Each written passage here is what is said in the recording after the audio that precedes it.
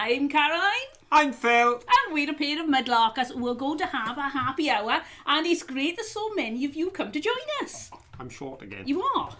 You've been pinching my seat. I have. Whenever I use that seat, I put it low and then feels like a midget. There we He's go. really short. That's better. That's better. I'm back to my usual height. You are? Me and Manky are the same height now. Yep. There we go. There we go. So thank you everyone for joining us. And let's have a look straight away who was the first three in. Now I already know who was first in. I'm willing to predict that the first person came in alphabetical order and began with an A. Yes, it's Adam's Advanced Adventures. Well done, Adam. First again. Yes. Followed closely by Chris Miner, and then Jen Wilder, and Lexi B was fourth. So well done, you lot, for coming in so early. Very keen. I don't think Adam ever leaves. No, I think he stays forever. I think, I sometimes watch and it dwindles down and there's always a few people that don't seem to sign off. I don't think he ever does. I think he just stays on the live show for a week, waiting for us to come back. It's lovely to see so much chat going on. Wow, we are chatty tonight. Well, we're 1 minute into the show and we've got 93 people watching. Lovely. And we've already got 37 likes, which is brilliant. Thank you very much, everyone. If you could give us a thumbs up, that would be great. Right, should we get straight into that? We're always running late. So, how can you say that? I was even here to see Lexi being sarky about the fact you were going to give me a 1 minute call, which scared you to death because I was actually 3 minutes to go. That's right. I was sat here 3 minutes before time. I tell you, it is incredible. We're usually trying to cram the last 2 questions into 3 minutes or something. So I thought it'd be a good idea if we start straight away with a question.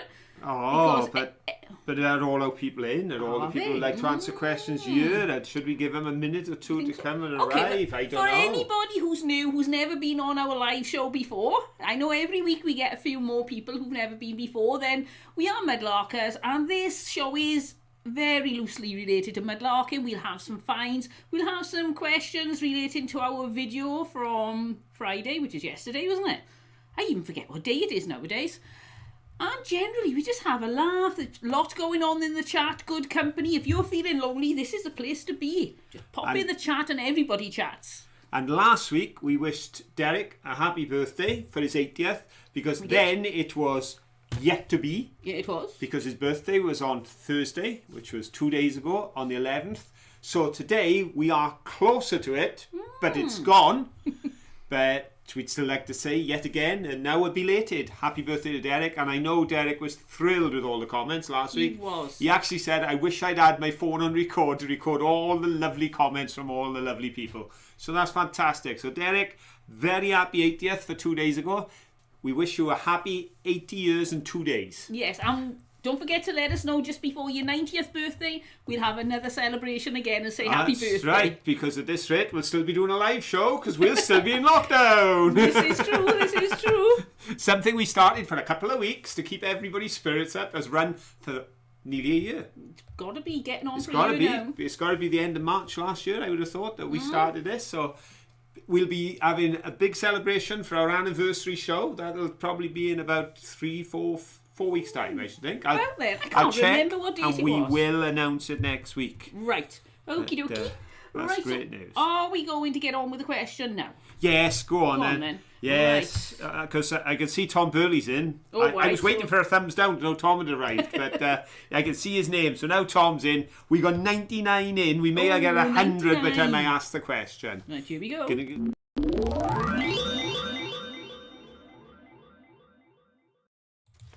And we got 101 in the crowd.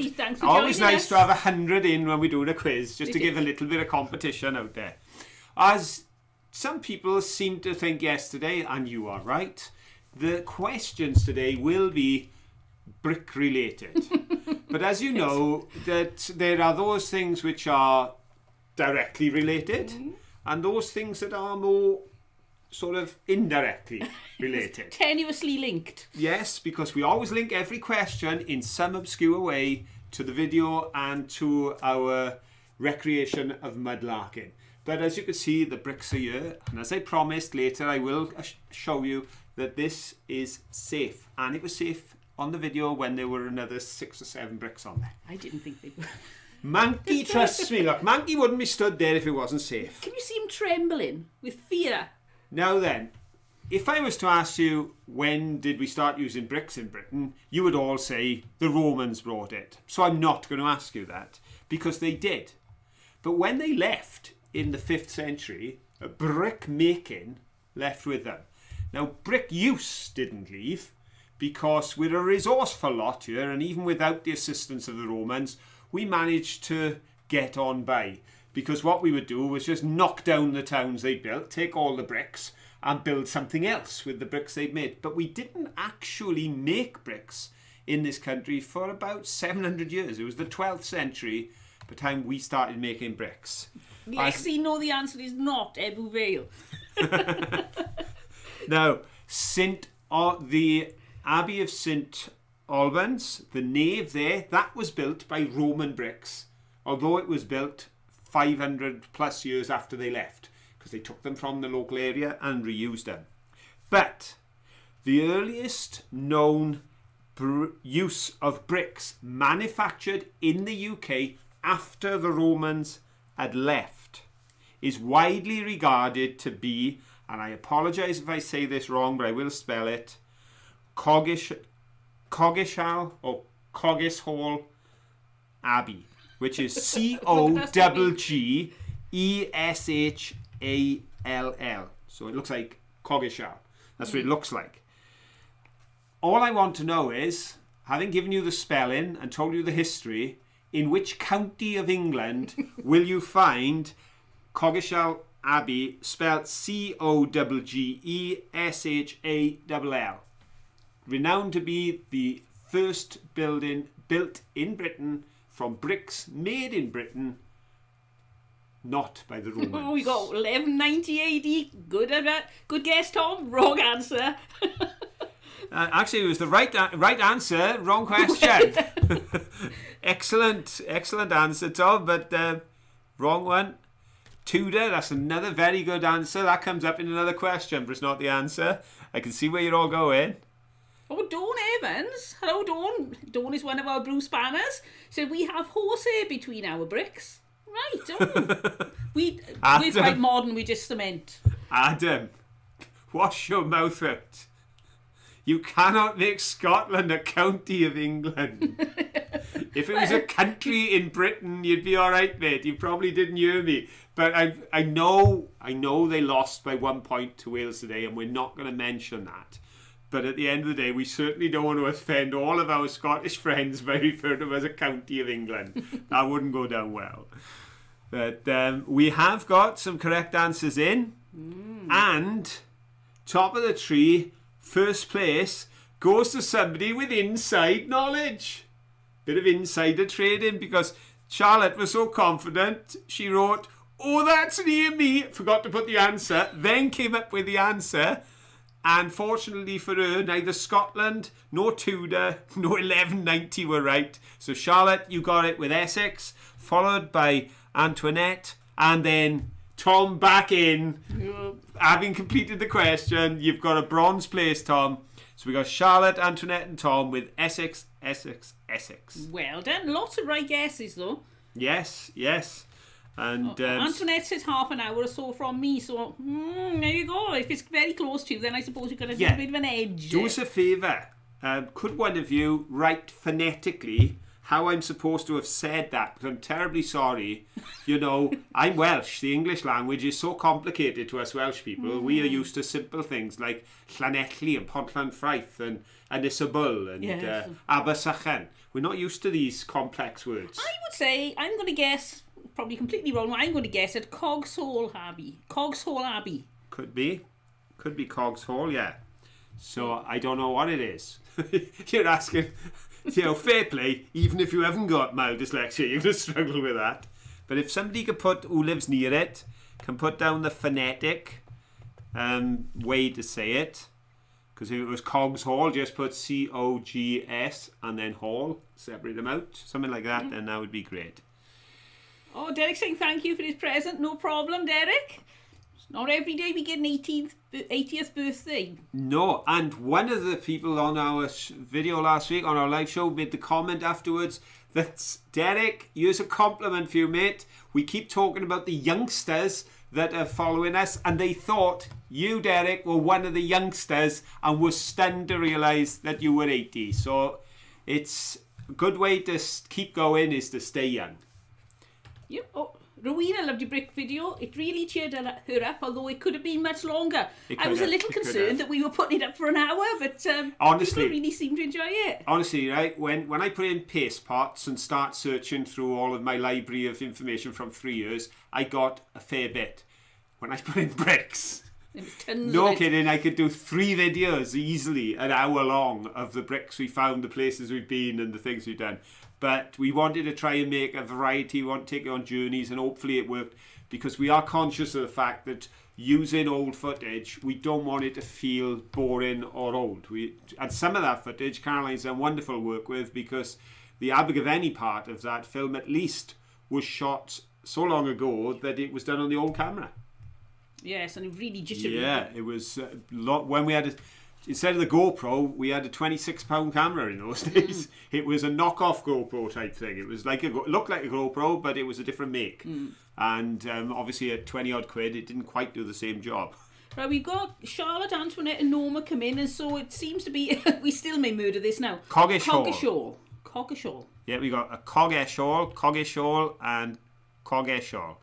So when I was saying Coggeshall, is it shall? Shawl. I don't know, because shawl would have a double A if you were doing it phonetically. Yeah, but if you're doing it there, Cog-esh.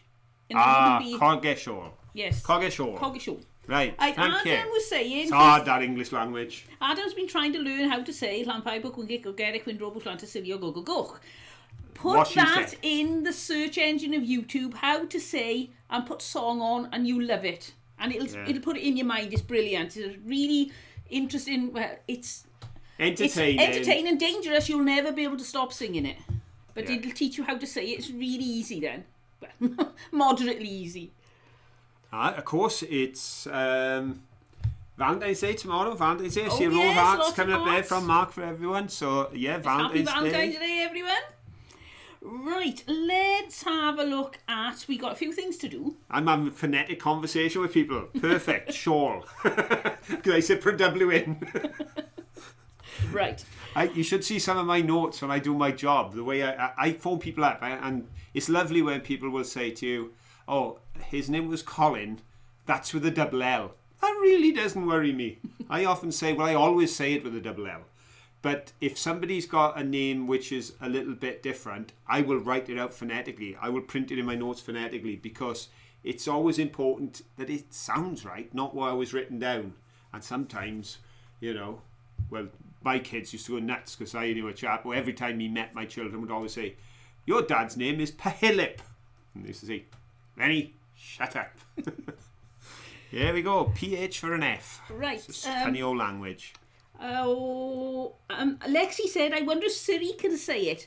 Ask Siri to say it. Ask her what is the longest Welsh town name in Wales, and see if she can say it. Let me know. You should say, Siri, say, and everybody Siri will be saying it. Oh yes. Siri, say the longest town name in Wales. Llanfair PG. Right then. What if she listened? Did anybody Siri just kick off then and start talking? Right then. Bricks. We have less bricks than we did have. You were going to tell everybody the secret of your shelf. The secret of the shelves. We're very unorganised today, sorry. People are concerned that this could have all fallen on me. Caroline was concerned. I will have you know that I failed woodwork. Right? I took an O-level in woodwork and I got unclassified. I didn't take metalwork. In fact, I got unclassified in quite a number of subjects. Everything? No. Well, you got an A in one thing, didn't you? That was chemistry. Yes. Absent. But I have lived a life of 60 years and learned some things along the way. And I worked underground. And the one thing you learn underground is the basic principles of how things work and ways to do things to make things work. And this shelves, you're absolutely right. To be honest, we picked these up in a brocante in France. So they are not flimsy. They are good, solid wood. They are solid wood. Where they are flimsy is at this point. because the two screws in the wall are simply connected by those little triangular clips, just a little bit of triangular wire that is nailed with one nail in the back. I wouldn't put anything of value on those shelves hung as they're intended. But below this shelf, here, right the way along, which I don't think you can see on the camera, but it is there. You can hear me tapping it. There is a piece of timber, which is about 1.5 inches by 1 inch, and which is screwed into the wall. I then sat the bottom shelf on the piece of timber before marking for my screws. So those screws are purely there now to stop this from coming forward, because it's sitting on here. This entire shelf sits on a piece of wood screwed into the wall, so that all the weight on here goes into this, all the weight on here goes into this, and all the weight on here goes on to the wood. So it is sitting shelf upon shelf upon shelf on the piece of wood, and it is perfectly safe. He says, thinking, I'm tempting fate. But there we are, folks. That's how it works. So if you want to put up a shelf to decorate your house with bricks, now you know what to do. Chunk of wood, drill it deep. Don't do it. Put them in the garden. 1.5 inch screws, bung them into the back of the wall, and you can put pretty much anything on there. If it'll fit on there, it'll hold it. Yes. It's compression, dear. I don't care. It's all about... I wouldn't be stood here if all those bricks were on that. If you looked at yesterday's video, there were too many bricks on that shelf. No, not at all. Right, Jan said, talking about place names, lots of people say, is it Keesley or Keeley? Wrong. So you'll have to tell us now then, Jan, how do we pronounce it? Because we found some bottles with it on. We've been there. We've been in Weatherspoons. Right. I'm sure that was in Keighley, was it? I think it was. Is it Keighley or Keeley? I keep calling it Keighley, but I imagine it's Keeley. Yeah, I'm sure it was. I'm sure it was. And definitely up that way. Keighley. There we are. It is Keighley. I thought it was, yeah. Oh, there we go. I thought I'd been saying it wrong. As you say, we have got bottles with the name on, yeah. I don't think we've got any in here, from, but we found from a some few. of our trips. We'll be getting all nostalgic now for our trips away. Oh, I already am. I really want to go away again. I was editing the video, and some of you may have seen there was a policeman stopping you seeing Tom Burley, because we have to protect his identity. And seeing Tom there in the water, I'm thinking, I want to go back. I want to go to Yorkshire again and meet up with Tom and go to all these wonderful places. We were actually booked early last April to do a trip up through Yorkshire and around, and we've been postponing now the Yorkshire leg ever since. We've had it moved. We've moved it, and we'll be moving it again because it's booked for this March. We won't be going. We'll have moved it in an entire year, 2 months at a time. But in fairness, Speakers You Find, Travelodge have been great. And although we did it on one of those book and no return, they've said they won't give us a refund, but they are happy to keep moving it due to the pandemic. So you can't fault that. We will get there. Eventually. One of these days, we will get there. Right, Christina said, my favourite crazy Scottish place name is the town of Kirkcudbright. We've driven past there, but I always used to like Ochtermuchty. That's where the boys who 500 miles Proclaimers. They were from Ochtermuchty, one of my absolutely favourite bands, the Proclaimers. I absolutely think they're brilliant. I love their songs. I love their sense of humour. I love their accents. I love their music.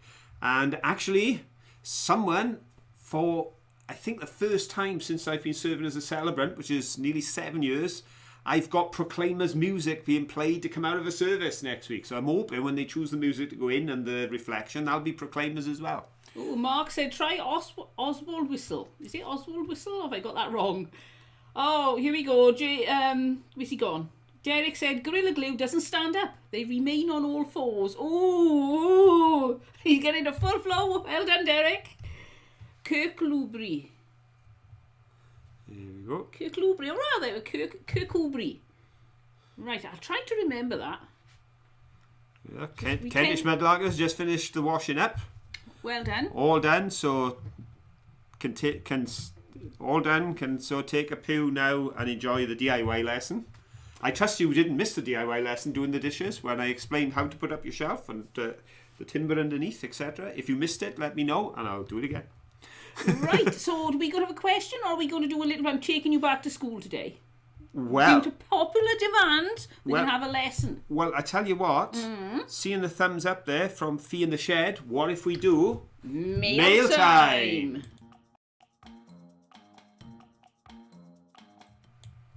That green screen didn't work very well on that mail time, did it? No, but it's better than nothing, dear. We had a parcel from Fee in the Shed. And what do you think was in a parcel that size? Could be anything, couldn't it? And it's something she found mudlarking. I'll be back. Where are you going now? So let's have a look what's inside. Any ideas yet? Correct, there's some bubble wrap.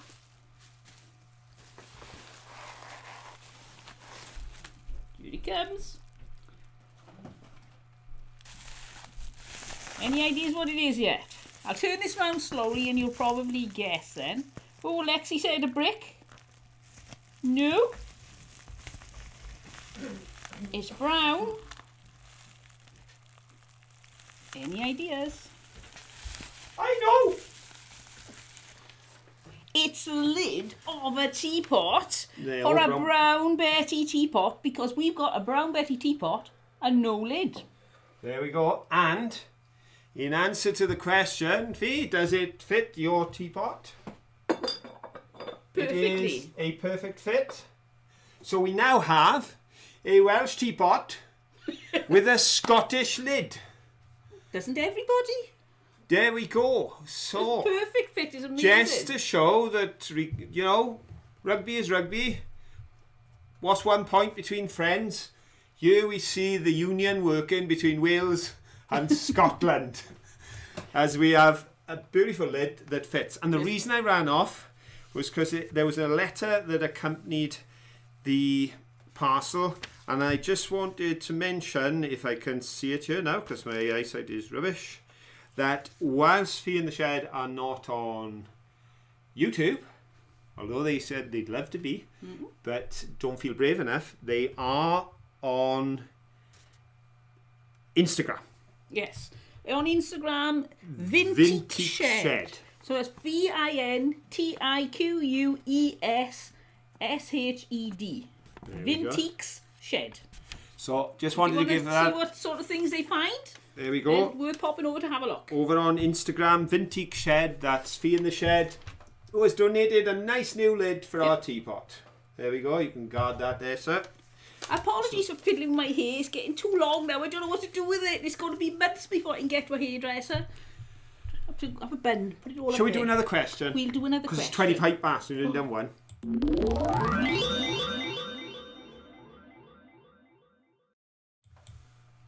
Right. The answer's not Tredegar. No. I might as well put you out of your misery, Lex. Tredegar and Ebervale are not the answers today. Because Lex was guessing those during the film yesterday just to get in first. In fact, I said, if I say it's about bricks, everybody will put Ebervale. And she said, I'll mix it up a bit with Tredegar. And then she did Ebervale earlier. Yep. Right then. Somebody did mention Tudor earlier on, which is a very good answer if I'd only had a question to which Tudor was the answer. And I know why Tudor was mentioned, because, of course, bricks were in use during the Tudor times. But until the mid-17th century, bricks were mainly used for posh houses. It was people of wealth and power that had brick buildings and brick houses. And after this question, I'll show you a find in reference to that. Yet, by the end of the 17th century, they were far more widely used. What incident caused this dramatic increase in the use of bricks in more common houses and buildings? An incident that happened in 1666. Sarah Lakin has guessed frog. Yeah, Tatiana's gone for 1790. Lexi's a Cumbrian. We got some interesting answers. Well, Lexi's didn't a surgeon have to remove it? I don't know what that conversation is. I maybe perhaps don't want to know. Oh, now the answers are coming in. Wow, you were a clever lot. Right, so we got Great Fire of London, Indoor Loo, Earthquake. I was thinking if anybody was only half listening when they were in school, they'd have said the Battle of Hastings. Because I got 1666 and I was 1066. And somebody, if they weren't listening in school, they said, "Oh, Battle of Hastings was then. Maybe that did it." Oh, Derek says, Philip always looked pristine. Oh, there you go. Oh, that's smart. Very kind of you. You can only see me from Europe, though. Yes, I do make an effort, but I have to admit, it's much easier as a bloke to make an effort than it is as a lady, because Caroline has to take a bit longer than me to get the clothes and sort herself out now than I do, because I just sort of chuck on a shirt and jump in front of the camera. Mind you, your makeup would look awful on me. The lipstick, no, I just wouldn't do. But you wear my glasses. Yeah. Notice I got two arms up because they're mine. Yeah, do you like my nice pink glasses? I actually wear these in the creme. I think they look quite stylish. There we go. Lexi said it was about the woman who used Gorilla Glue as hairspray. Surgeons had to remove her hair. Ooh, not a good idea.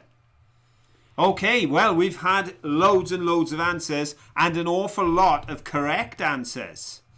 So, top of the tree, Melinda, the fire. Then, coming up second, one of our friends from Scotland, it's Paul at All That Glitters with Great Fire of London. Well done. And then Sandy Mudlark won Fire. And excellent. Christina, who I'm assuming is there with Paul, but was slower on the old buttons, came in fourth. That's not bad. So there we go. And James was fifth. And Adam was sixth. And they go on down. But yeah, it's Melinda on gold. Then we've got All the Glitters at silver. And third on the podium with a bronze medal, it's Sandy Mudlark won. Yeah, it was a Great Fire of London. And if you think about it, there's an extremely logical rationale to that. They lost, well, just acres of London, millions of pounds, building after building, and 90% of the poorer dwellings were all wood. And that's why it spread. So the decision was made when putting the structures back up that they should not have as much wood content in the properties. In order to rebuild London, it's more not quite that straightforward. Here's the next knock on. In order to rebuild London, they drafted in craftsmen from all over the country. Workers came into London, and for a couple of years they rebuilt London. Then, when they'd rebuilt London, they moved out throughout the country, and all the skills they'd learnt, and all the brick making, and started making bricks, building brick houses, and the whole economy changed on housing, and brick housing became... By the end of the 17th century, it was quite common for them to build with brick. At the beginning, you were a snob. I'm sorry, you were posh. But, talking about posh. Here's a posh bit of brick. Some of you will remember this posh bit of brick because this is from the day that we started our Mudlark on top of a mountain. And we went there to have a look at a fine house. Now, we couldn't go in, it's a private property, and we had to just work from the gates, but we were able to show you the route up and the walk around. And as we were passing the outside of the building on the footpath, I saw this on the floor, and I decided to pick it up because sections of this house were from, I believe, the 16th century and before. And it was a posh house, very posh house in its day. It had links to the Charge of the Light Brigade, it had links to the family down at Tredegar House in Newport, the Morgans and everything. Very historical Welsh house. And we went there because at that time we were on a stay local and we weren't allowed to go outside our county. And it was right on the edge. It was like if we'd driven quarter of a mile down the road from there, we'd have to turn round. We weren't allowed to go any further, so we decided to go as far as we could. And I picked this up. And I said on the video, I wonder if this is an ancient brick. And I did show you at the time, but I'll show you again today. Can you see, in amongst all the dips and bits which you would expect to see in a very old brick, can you see straight lines? Just there, there's a lovely one there, just where my finger is. And above my finger there's 3. I believe that those are from bits of straw that were put down when they made the bricks and they put them to dry they put them on bits of straw so that they wouldn't stick down to what they were stood on. And I believe that is one of those early made bricks that were created by the British back hundreds and hundreds of years ago. But that was a British made, Welsh made brick. There you go. So that's about, and I know it sounds daft, but folks, I don't care that it's only a quarter of a brick, and I don't care that it's been smashed. I am holding in my hand a piece of history that was moulded and created by the hands of someone 500 years ago possibly, and they made that. It served its purpose, and now it's part of my collection. So Crafty Carviner said, yes, Pete just said straw marks. It said straw marks before Phil said it. Well done, Pete. Yeah, that's what exciting. I didn't see that when we were out, because you know what it's like when you pick up finds. They can be a bit sort of dirty and difficult to focus on. And it was when I brought it home and had a good look at it, I was genuinely excited by those marks. And as I possibly mentioned before, and it's a story that an anecdote that's stuck with me for years now. Before I was serving as a celebrant, I took a service for a family, and they said to me, the lady loved this house because her son built it. And she said the most beautiful thing about the house was that his fingerprints were on every brick. And that touched me, and I thought somebody held that in their hand, made it for a purpose, and now we have a bit of that history. Right, Sarah's saying our camera doesn't seem to be quite in focus today, so I've moved the teapot because with it had a shine on it, sometimes it'll focus just behind us. Hopefully this made things better. I'm not quite sure why it's being silly. Sorry about I know that. I am being silly, it's just in my nature. So, bricks. Should we do any more about bricks, or do you want another question? No, before we do another question, teaching. I'm going to make myself look like a school teacher. I don't have a motor and a cape, but a few people have said, when are you going to teach us some Welsh words? So, we've got a very small class tonight to learn a Welsh word. So I'm going to turn this on. And I thought, well, we won't start with good morning, good afternoon, that sort of thing. We'll start with, how are you? And you can see on the little thing behind me, no, I can't do it because I'm behind it. There are two ways of saying how are you. Now the saying is shwmai, and I've written underneath phonetically shwmai. So if you're in South Wales, you say shwmai, how are you? Shwmai. But North Wales, they tend to say smai or shmai. So for South Wales, which is where we are, if you come to visit us and you want to say how are you, we say shwmai. Shwmai. So it's a shu and a mai. Shwmai, how are you? Shwmai, buddy. I hope you're all saying shwmai, and yes, for friend we say buddy. So I love the saying shwmai, buddy. You alright, buddy? So yeah. I hope now you're all sat at home saying shwmai. If you sat with somebody in the room, say to them shwmai, and they say what? Especially if you've got your headphones on, they think you're completely crazy. So if you see somebody in the street and you want to say how are you, and you can say hello, which a lot of Welsh people do, put it on a bit of an accent. Hello, shwmai. Hello, buddy. Yeah. So there we go.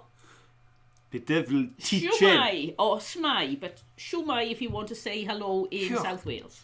See how we diversify? Oh, I tell you. I tell you, we are now educational and all. We are diversifying all that. We're now linguists. We're teaching languages, history, we're entertainment, mudlarking. I tell you, our talents are endless, man. Absolutely endless. Karen said, we say good day. Ah. Right now. Shwmai, buddy. While we're doing the next question, I've been trying to figure out the best way to say thank you to people who donate to us on Ko-fi. So we're going to try this out because my ticker tape is really not working. Ooh. So while we're having the next question, we'll put up this. And that should just run through our Ko-fi supporters while Phil's asking the next question. Is that the theory? Yes. Oh, it moved. It did, yeah. It moved. That's ingenious, that the is. The idea wasn't that you read it. You're supposed to I'm entertained. I'm entertained. Go on then, I'll do a question. Are you ready for the question, folks? Now, this is one of those questions that sort of linked at an angle. Another brick in the wall. was Pink Floyd's 11th studio album, The Wall. That's the track was on its 11th album, The Wall, and that was produced and released on the 30th of November. In which year? In which year, on the 30th of November, was Pink Floyd's 11th album, The Wall, released, that contained that famous hit, Another Brick in the Wall? Here they come. The answers are coming in. A few of you were there, weren't you? You was there. Ooh, flying in now. I think everybody's got the 70s. Yep. Oh, wait a minute. Rubber Band, she's come up to 1980. Sarah Strong said 86. There we go. Hi, Mike.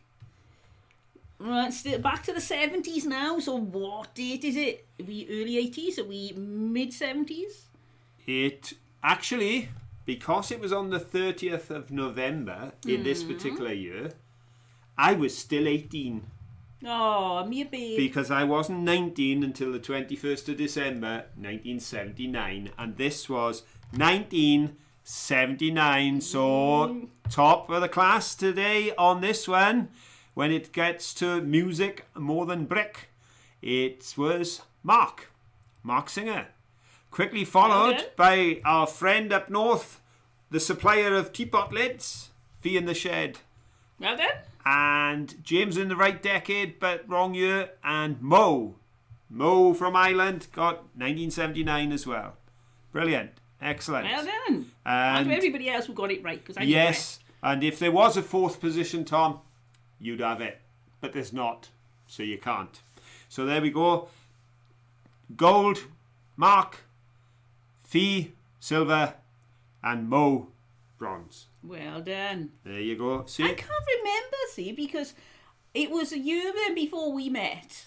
Yeah. But if you said to me when that was, I would have no idea. I'm trying to think back now, I can't think. I wasn't really much in. I liked pop music, but I don't particularly remember when songs were out and when they weren't. So I wouldn't have had a clue. I'd probably thought 80s.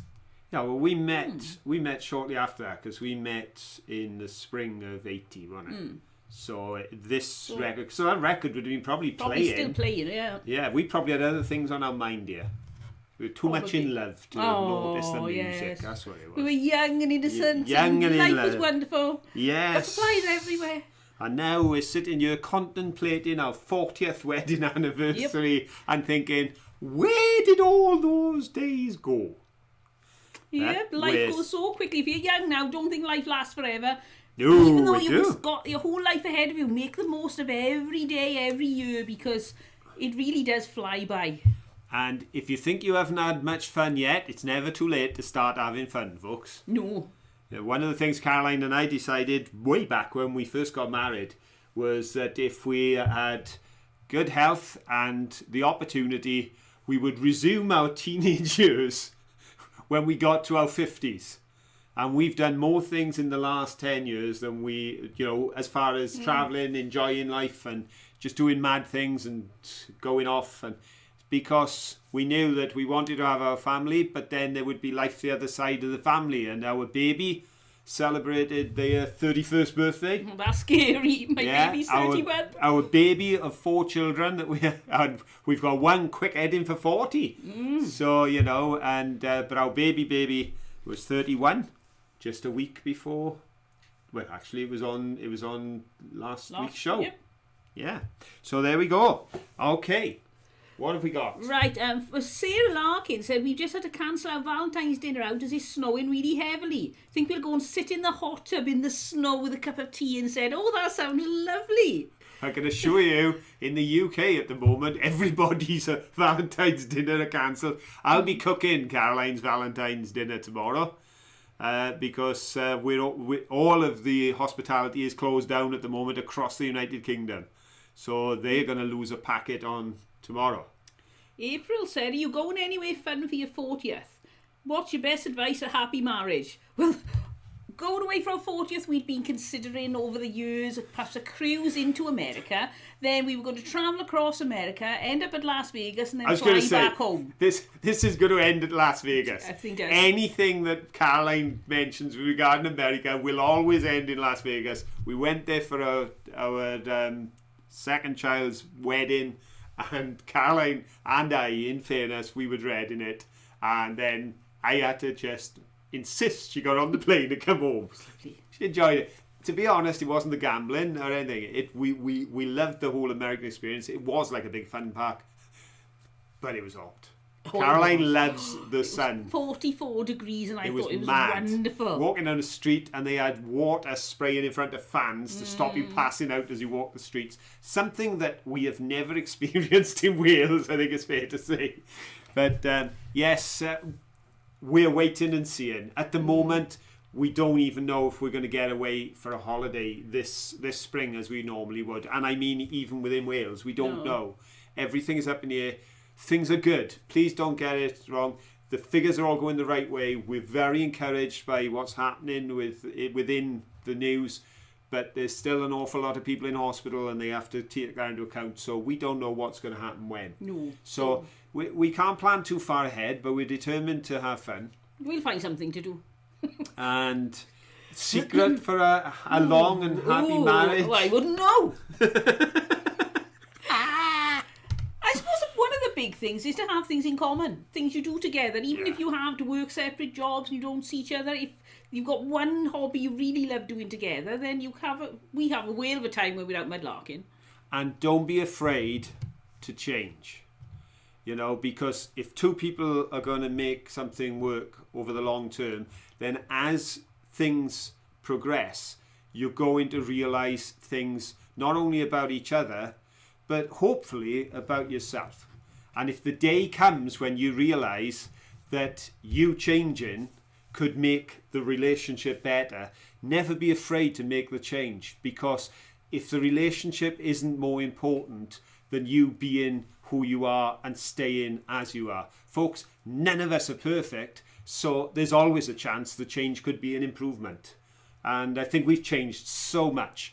Being parents changed us.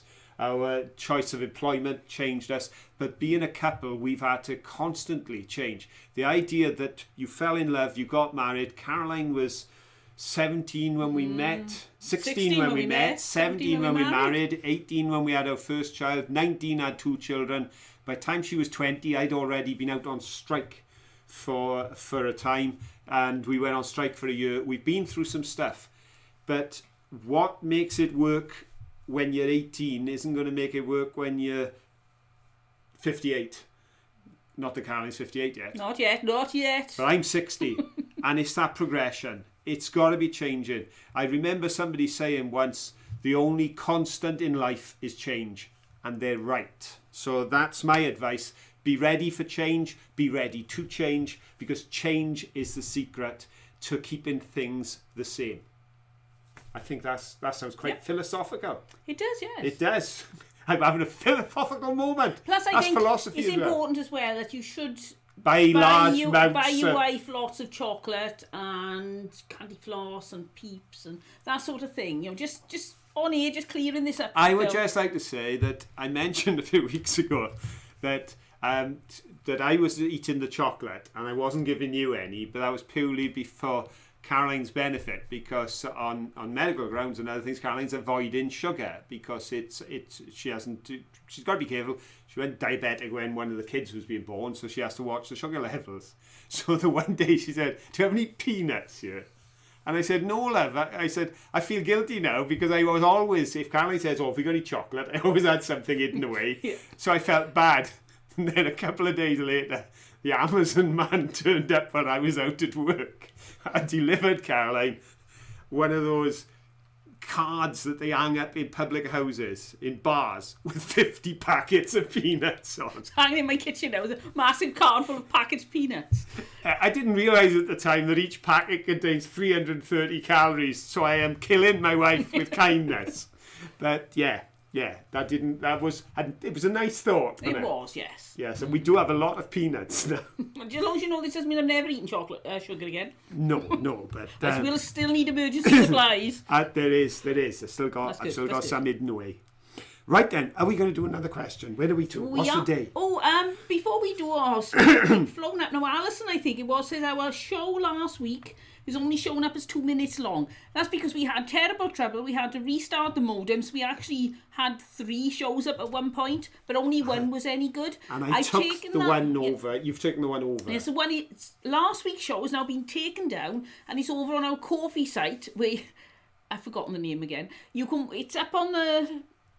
that's right, it's ko-fi.com/The Johnsons, and you can watch our video over there for nothing. You don't have to pay a penny, but we move all our live shows over there. So if you pop over there's a few other videos you'll be able to watch too that don't cost you anything.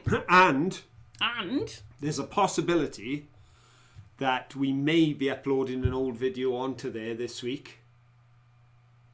Our challenge.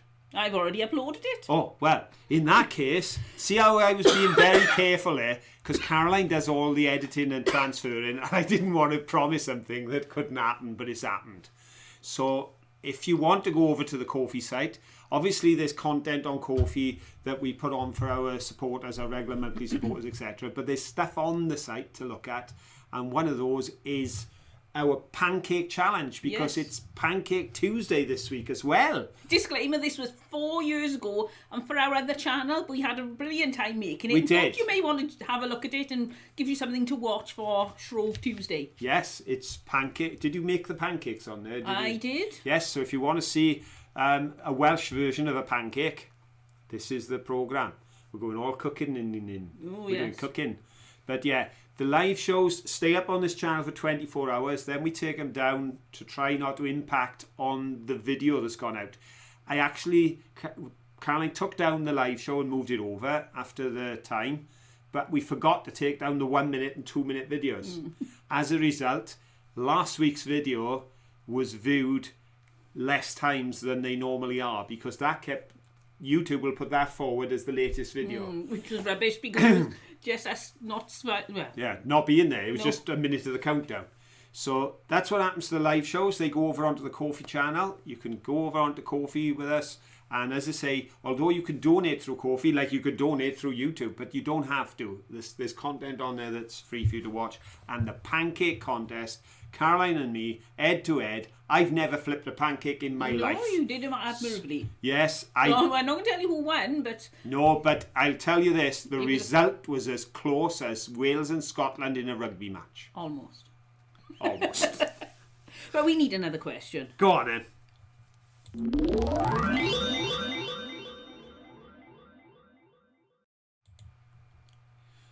Where's that backup?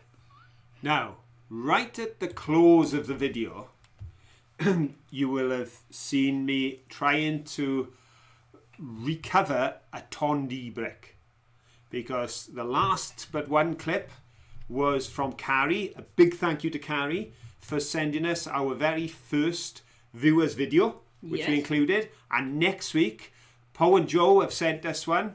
If you want to send a viewers video, then please send it through to mudlarking@aol.com, and we'll use them in our videos.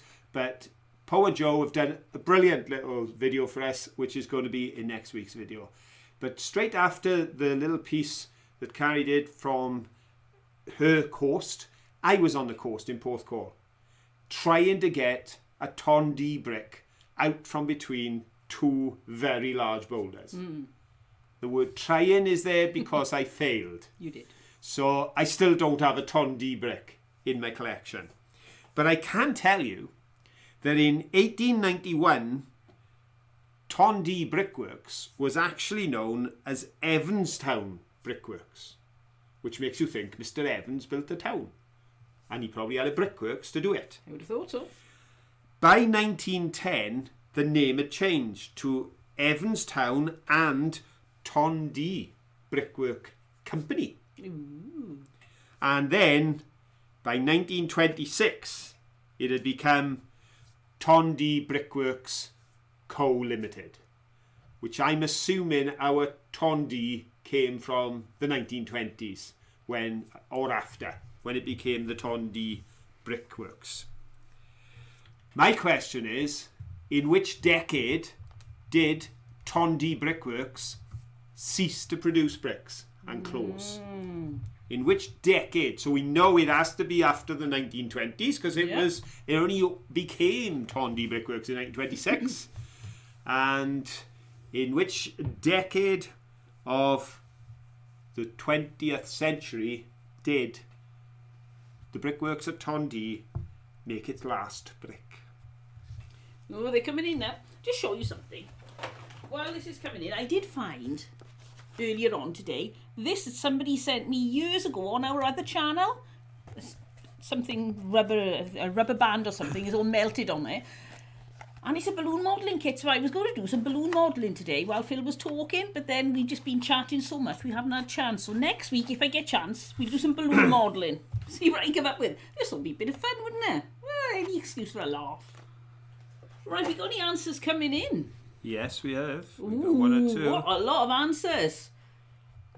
Right, and I can see a lot of right answers as well. Yeah. And a couple of wrong answers. And I think I've got the top 3. Right, who are? I think I have, because it actually closed. The last brick come off the production line in, drum roll please, 1976. So, top of the tree, Crafty Caravanners. Well done. And coming in close second is Chris Miner. Well done. And Christina Hine, you were quicker on the finger today. You still managed to do it. You got there. Got a third prize. With 1970, so it was in the 70s. You're absolutely right. Top of the tree, Crafty Caravanners, quickly followed by Chris and then Christina. Excellent. Well done, folks. It's interesting though to see, because some of the brick companies, major brick companies, were closing in the 20s, as I mentioned in the film. But what happened here was there was a change of ownership, obviously, and a change of brand, and they just went for a new market, probably, because there would still be demand. There's still brickworks today. We've got brickworks around here at the moment. There's one down near Cross Keys. There's a brickworks. So they're still about, but obviously not on the scale that they were in the boom of, well, not just the housing, but also the engineering. When you think of the viaducts that were being built out of brick and the bridges, and then you had all the stations for the railways that were being built, plus the collieries around here, as I say. But yeah, quite a massive development going on. But 1970s. Going to fee in the shed. The trick to balloon modelling is to stretch the balloons for a long time before you blow them up. The trick to balloon modelling is to do it when I'm not in the room. Because I've been on this planet 60 years and I still don't like balloons. I got one of these things. So do I need to stretch it if I use one of these things? I think my brothers used to try to scare me by saying, we're going to bang the balloon. I don't like balloons. Oh, something happening, look. Who's going? Oh, yes. That's much easier than trying to blow them up yourself, isn't it? If anybody's tuning in on this video, apologies, I'm balloon modelling. Honestly. There we go. Oh, look, you can see it getting longer all the time. Oh, yes. What am I going to do with it when I've done it? It's going to go bang. It's not going to go bang. Take it away, I don't like. Right, so we'll take that off there. They got a wiggly bit on the end, so you can't bend it out. Yeah, but now if I got to bend it in the middle, I've got plenty of space so it won't go bang. That's my theory. What do they do? I'm not going to read the instructions, okay?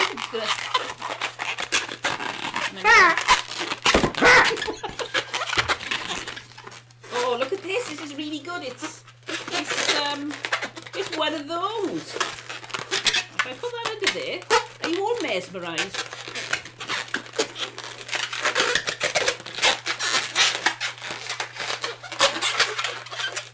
Look!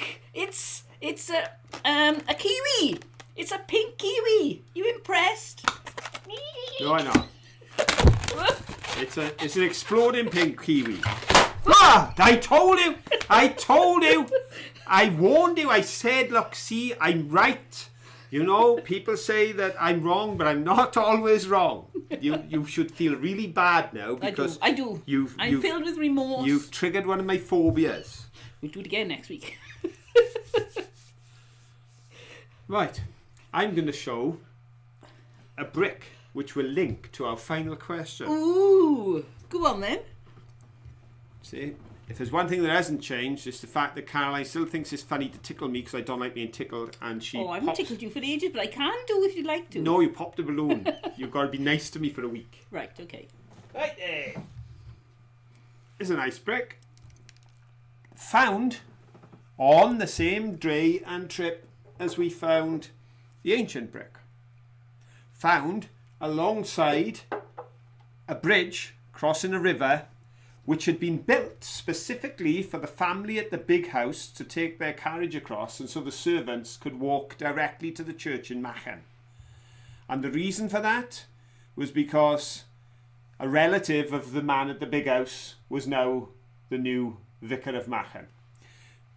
Some repairs had been done to the bridge in more recent times because the bridge was derelict, and I think this brick had actually been part of the original, and then when they rebuilt it, it was gone. See, you're laughing. She knows I'm in a state of shock, but I'm still a trooper and I keep on going.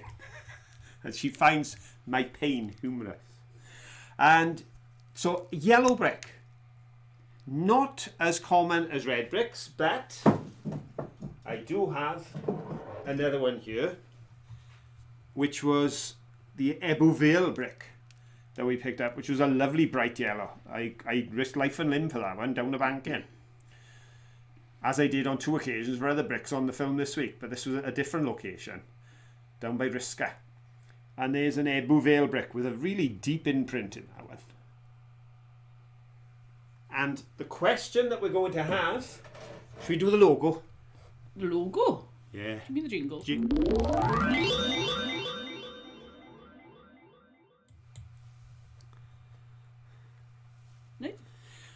Melinda's on the right theme. She's already seen where I'm going with this.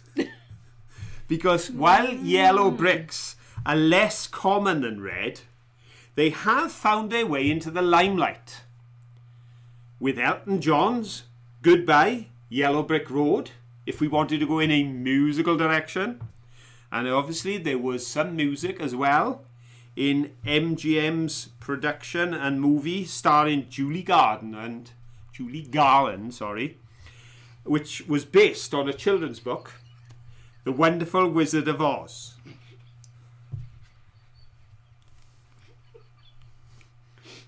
Are they saying nasty things about me and you were laughing? Yanni's able to say, poor lucky parts of poor Phil, still trying to compose themes myself, as Phil is so seriously trying to carry on. Carry on regardless. As Sergeant Jones would say, don't panic, Mr. Manrain, don't panic. So, the film starring Judy Garland, which had a yellow brick road in it, was based on the story Wonderful Wizard of Oz, written by which American author? Got lots of guesses of Wizard of Oz. Yeah, well, the book was actually called The Wonderful Wizard of Oz, and there were sequels, and they were written around 1900 by an American author. See, you can't put me off my stride, even if you do try hard. Oh dear. Oh, we got 3 thumbs down and 92 thumbs up and 126 watching. Is it because they think we're rubbish, or is it because I frightened them with the balloon? They think the balloon was rubbish. Right, and we've got some good answers in. Yeah. Yep. We've got some correct answers in. Yes. I didn't have a clue. Ozzy McGaw's could be. You never know. Yeah. I'm sneezing now as well. Somebody's saying the camera is focused about 3 foot in front of your faces. The camera is only 2 foot away. So. Now why is that playing up then? That seems a bit better. Well, I'll tell you when it comes on my screen if it is any better. Oh, yeah, you've moved us. Oh, there we are. She's moving us. Is that better? I think it is. I think even with my glasses on, it seemed a bit clearer. There we go. Yep. Hopefully that's improved things before we leave, because it's gone 10 o'clock. But not necessarily, because when it's fuzzy, you can't see our wrinkles. Right then, so let's have a look. The answer is, well, yeah, that's all right. You can have Frank L or L Frank, I'll give you it. It was, according to my information, it was L Frank. Bam. Boom, boom, boom, boom, bam, bim. Anyway, it was him, B-A-U-M. So, who have we got? We've got Kay Sully. Then Mo is back on the podium again. Right. And Marvin McBride. Marvin McBride. There's a few other people who were just laughing so much they couldn't get their answer out. And Jerry Ann was close behind, as was Jazdia. But top three were Kay Sully, Mo, and Marvin. So well done to you. I didn't have a clue. We go. There we go. See, all kind of linked to the subject. It's been great to have you with us tonight. Yes. We have done our hour and a bit. We've explained how the shelves stay up. We have shown you some of our bricks. But most of all, we've had fun. We have. At least, should I say. Most of all, as a loving husband, I'm so glad that my wife has had so much fun. And the rest of you, even if it was at my expense. Until the next time, take care and have fun. bye.